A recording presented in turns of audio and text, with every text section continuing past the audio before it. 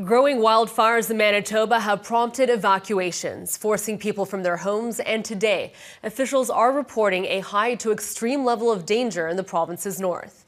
For more on this and the aid response, let's bring in Jason Small with the Canadian Red Cross. Jason, thanks so much for joining us today. Thank you for having me. So what exactly are your teams seeing and hearing on the ground right now? Well, right now, our teams are supporting members of the town of Lynn Lake who've been forced to evacuate, as well as community members from Opeepon Cree Nation and Marcel Colomb First Nation. And right now, we're supporting those folks that have had to leave their communities. We're providing transportation out of their community and getting them to the Brandon and Winnipeg so that they can get settled in emergency accommodations. And we're providing emergency accommodations for the folks from Opeepon and from Marcel Colomb, as well as we're providing meals and other necessary supports and just helping the folks get settled, because this is obviously a very traumatic situation for the people who've been forced to leave their homes. Just a very stressful situation. I mean, what is needed the most right now? For right now, it's the biggest thing is just making sure that everybody has what they need. They get settled in those emergency accommodations. They get settled with their family, have what they need, and we're making sure that they've got the place to stay. They have meals and anything else that is really necessary at this time. And because we have the support of, we're doing this on behalf of the province of Manitoba for the people from Lynn Lake, and on behalf of Indigenous Services Canada for the folks from Opeepon and from Marcel Colomb, we have the resources we need to support the people at this time. And Jason, how do the needs of evacuees change and evolve in the coming days, during and after an extreme weather event like this?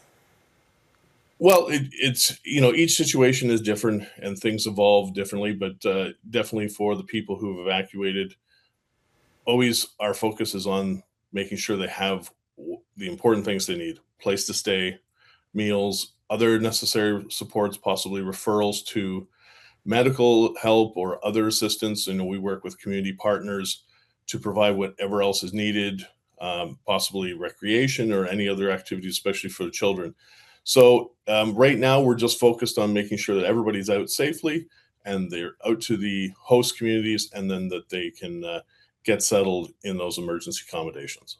Now, we've seen more and more wildfires each year. Are you at the Red Cross also seeing the need for your organization increase in recent years as well?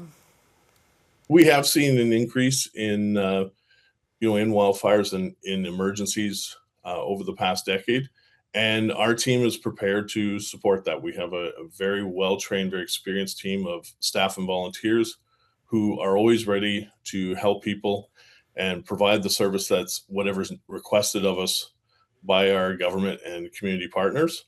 So, even though there is that increase, our team is always ready to move forward and help people for whatever's needed. All right, Jason, for people who aren't involved with the Red Cross, how can they help or contribute to the aid efforts? Well, I mean, at the moment, because we're doing this on behalf of the province of Manitoba and the federal government, we have the resources we need to support the people that are being affected. The biggest thing I can suggest is, if people want to help moving forward into the future, is to look at volunteering with the Canadian Red Cross. Chances are we can't get people up and prepared to support in this response, but there's always going to be future responses. So if people want to volunteer with us in the future, we recommend they go to redcross.ca/volunteer. All right, well, Jason, thank you so much for your time today, for all the important work that you do. We appreciate it. Great. Thank you for having me. That is Jason Small with the Canadian Red Cross.